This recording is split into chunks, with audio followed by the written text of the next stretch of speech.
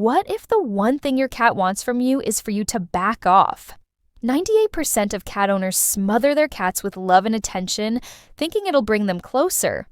But in a cat's world, that kind of energy feels clingy, even threatening.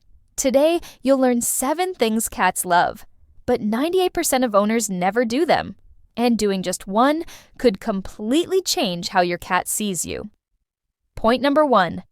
Giving them permission to approach first. Ever notice how a cat always chooses when and how to show affection, and never the other way around? Most owners walk right up, reach out, call their name, and expect love on demand. But to a cat, that feels like pressure. And when they feel pressured, they pull away emotionally and physically. What cats actually love is when you act like you're not trying so hard. Sit down, look away, pretend they're not even your top priority. This gives them a sense of control, and that's everything to a cat. It tells them, you're free to come to me when you want. And once they choose you, that's when the real trust begins. A cat that approaches you by choice is 10 times more likely to stay, linger, or bond compared to one you interrupted. And later in this video, I'll show you a subtle little move, just a flick of body language, that makes this permission strategy even stronger. Most people miss it completely, but it's what makes cats open up in ways you'd never expect. Point number 2. Touching the secret spot. Most people pet cats the way they'd pet a dog. Straight down the back, full head-to-tail strokes, or constant head pats. But there's one spot that cats love more than any other. And it's the one place most owners overlook entirely. It's right at the base of the cheeks, just behind the whiskers and slightly below the ears. When you gently rub that area in small, slow circles, something amazing happens. It triggers a release of oxytocin, the same bonding chemical that connects mothers to kittens. But here's the twist. Cats only enjoy this if they trust you first. So, if your cat starts leaning into your hand, closing their eyes, or softly purring while you do this, you're not just giving them pleasure. You're reinforcing a powerful emotional bond. And it's not just about love, it's about safety. When a cat lets you near their cheek scent glands, they're letting you into their inner circle. Point number 3. Creating vertical territory. Ever wonder why your cat loves the top of the fridge more than the expensive toy you bought? It's not just preference, it's biology. Cats aren't floor dwellers. They're climbers, surveyors, and silent rulers of high places. In fact, being up high isn't just fun for them, it's how they feel safe and in control of their territory. Most homes are built for dogs, not cats. Couches, rugs, toys on the floor, all fine for playing. But cats crave height. They love having the option to climb, perch, and observe their world from above, like little sentries guarding their domain. A simple cat tree near a window, floating shelves on the wall. Even the top of a bookshelf left intentionally accessible. These can all become confidence boosters. Cats that have access to vertical territory tend to be less anxious, more playful, and even more affectionate, because their environment finally feels like it fits them. So if your cat seems distant, bored, or on edge, the problem might not be emotional, it might just be horizontal. Point number 4. Letting them watch birds. You've probably caught your cat staring out the window for minutes, maybe even hours, totally hypnotized. But what looks like zoning out is actually one of the most emotionally rewarding experiences your cat can have. Watching birds, squirrels, even fluttering leaves.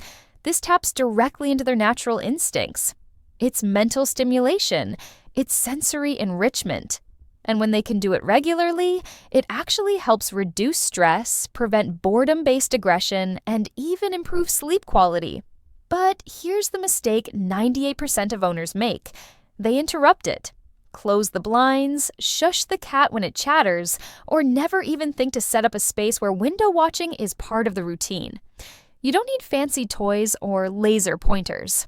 Sometimes the best enrichment is free. A cozy perch by a window and 15 minutes of uninterrupted nature time for your cat. This isn't a hobby, it's therapy. Point number 5. Using scent swaps. What if you could make your cat feel closer to you without saying a word or lifting a finger? Cats bond through scent more than anything else. It's how they recognize family, claim territory, and feel emotionally secure. And here's what almost no one realizes. You can use that to your advantage by swapping scent markers intentionally. Try this. Take a clean cloth and gently rub it around your cat's cheeks, where their facial pheromones live. Then rub that same cloth on places they associate with you. Your pillow, your shoes, or even your hoodie. Or reverse it. Rub your worn shirt with the cloth, then gently apply it to their favorite resting spots. What you're doing is blending identities. You're telling your cat, you and I, we belong to each other. It might sound silly, but cats respond to this with deeper trust, more frequent cuddles, and even fewer stress behaviors. And when you combine this with the subtle move we'll reveal at the end, it amplifies the emotional connection even more. Point number 6, the exit ritual.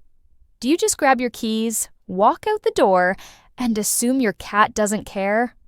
Most people do. After all, cats are independent, right? Not exactly. Cats notice when you leave, especially if your departure feels abrupt or chaotic. It can trigger confusion, stress, or even separation anxiety in more emotionally sensitive cats. That's why a simple exit ritual, just a few seconds of calm, predictable behavior, makes a huge difference. Here's how to do it. Before you walk out the door, lower your energy. Speak softly. Give them a short glance or a gentle blink. Maybe even say a quick goodbye. It's not for you, it's for them.